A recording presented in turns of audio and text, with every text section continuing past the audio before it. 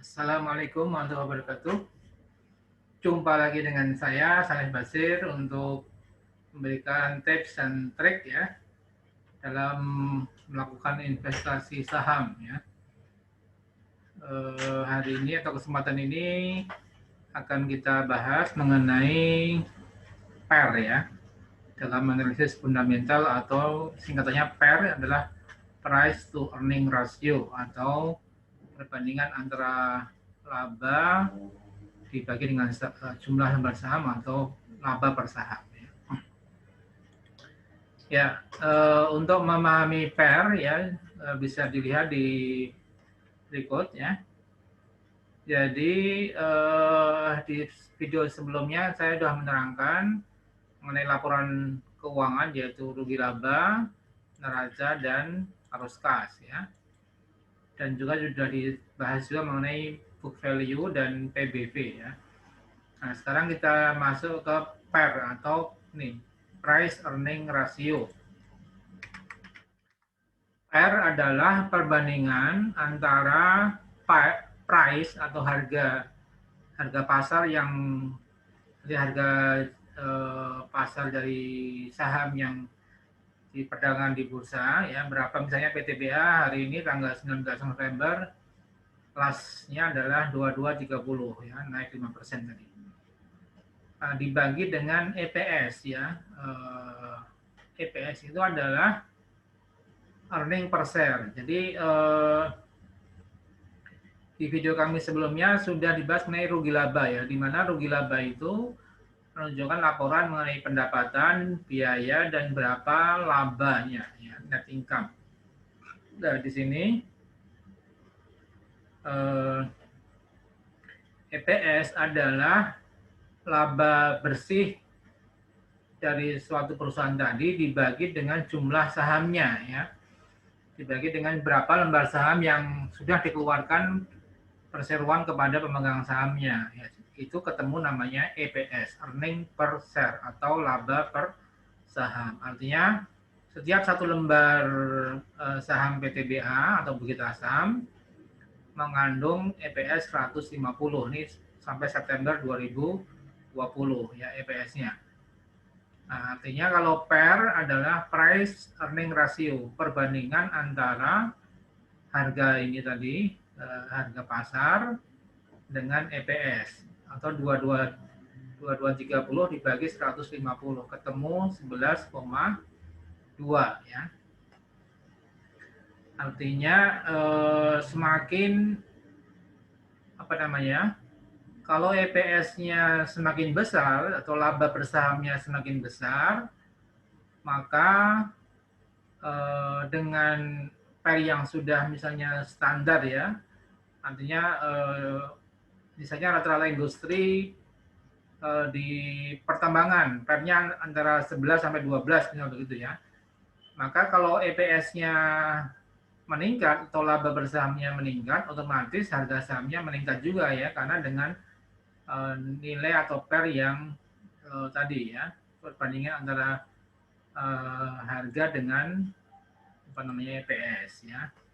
Artinya kalau ada satu saham yang PER-nya terlalu tinggi atau terlalu rendah ya, berarti dipertanyakan ya, apakah memang labanya terlalu rendah atau harga pasarnya yang terlalu tinggi ya. Nah, jadi kalau misalnya kata Telkom ya, berapa PER-nya ya? 14 kali. Artinya nah, biasanya dibandingkan dengan rata-rata industrinya dengan rata-rata perusahaan yang dalam industri yang sejenis ya. Artinya kalau dia perusahaan dihargai lebih tinggi PER-nya, price earning ratio-nya tinggi, artinya diapresiasi oleh investor dengan EPS sekian ya, Telkom 168, PER-nya 14 kali lipat ya dibandingkan tadi perusahaan tambang ya. Kalau misalnya yang sama-sama Telkom ya, Excel ya. Berapa PER daripada Excel? Excel cuma PER-nya 8,9. Artinya Telkom masih dihargai lebih tinggi ya. Karena mungkin kemampuan labaan ya, artinya kemampuan menghasilkan labanya Telkom lebih baik ya.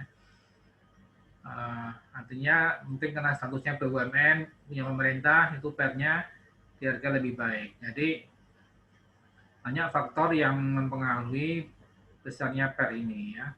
Tapi kalau secara umum perusahaan yang pernya di bawah standar artinya dia kurang diapresiasi oleh investor dengan per yang kecil ya.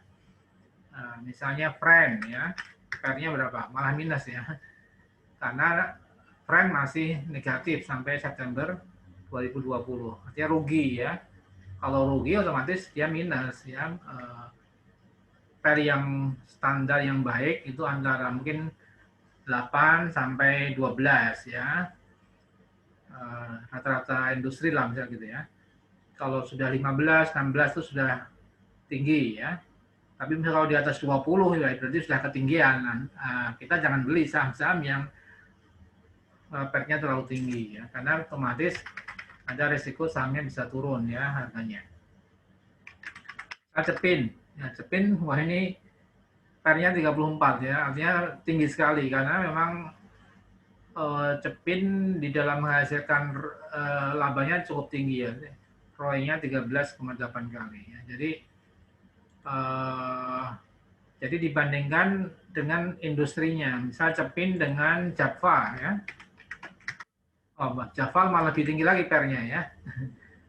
Java pernya 45 kali ya, tapi artinya apakah karena harga sahamnya terlalu tinggi ya, atau yang kedua EPS-nya terlalu rendah gitu kan.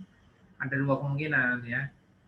Kalau misalnya ini terlalu tinggi ya kita juga harus hati-hati ya. Tapi dilihat juga PBV-nya ya. Dalam slide kami yang lain, video kami lain, PBV juga pengaruh. Kalau PBV-nya masih normal, artinya masih 1,4 ya, antara 1 sampai 2 sampai 3 itu masih wajar ya. Tapi kalau sudah terlalu tinggi, maka PBV-nya harus dilihat ya. Tadi Cepin ya, Cepin PBV-nya 4 kali ya, ini tinggi ya. Artinya untuk industri di makanan ternak ini per dan PB-nya cukup tinggi-tinggi. Artinya memang mungkin kemampuannya menghasilkan laba cukup besar sehingga dihargai investor lebih tinggi ya. Nah, seperti itu. Jadi misalnya kita pengen melihat apa sih wajar nggak sebuah perusahaan ya. Misalnya hari ini yang naik cukup tinggi. Misalnya apa? Saham ya, PGLI, Asri, kemudian Beton ya. Beton berapa pernya? Kita lihat information, financial statement ya. Nah, ketik di sini Beton. Ya, pernya 11,4 ya, masih wajar ya. Nah, untuk kita bisa melihat apakah perusahaan itu digoreng atau tidak, bisa dilihat dari PBV-nya atau dari pernya ya. Kalau pernya jauh di atas rata-rata industri, artinya dia mungkin digoreng ya, dinaikin ke atas. Jadi kita hati-hati di dalam memilih saham yang pernya terlalu tinggi atau minus ya. Kalau minus berarti dia masih rugi ya. Dan dia juga PBV atau price to book value. Demikian Sobat Saham Syariah. Jadi untuk melihat suatu saham banyak faktor yang dipertimbangkan ya. Rugi labanya, kemudian neraca, arus kas, PBV ya, yang di slide kami silahkan bisa dilihat slide yang lain ya, atau video kami yang lain. Kemudian satu lagi PER ya, price to earning ratio. Artinya kalau suatu emiten PER-nya di bawah rata-rata ya itu dalam tanda kutip ada dua kemungkinan, apakah dia labanya memang minim ya sehingga tidak atau tidak diapresiasi oleh investor dengan kenaikan harga, atau yang kedua ya mungkin ininya terlalu kemampuan labanya tidak terlalu baik ya sehingga pernya di bawah rata-rata industri. Maka yang kita pilih yang labanya EPS-nya cukup besar dan PER-nya masih di bawah industrinya, itu berarti saham kemurahan ya. Jadi kita bisa beli saham yang PER-nya masih di bawah rata-rata, padahal EPS-nya cukup besar gitu ya. Demikian sobat saya. Semoga bermanfaat. Jangan lupa like, subscribe, dan share ya video ini agar terus dapat update dari kami, video-video yang kami berikan ya. Silahkan komentar, kalau jika ada pertanyaan bisa menghubungi juga di deskripsi yang ada di bawah. Demikian, buat salam ceria, salam profit dan berkah. Wassalamualaikum warahmatullahi wabarakatuh.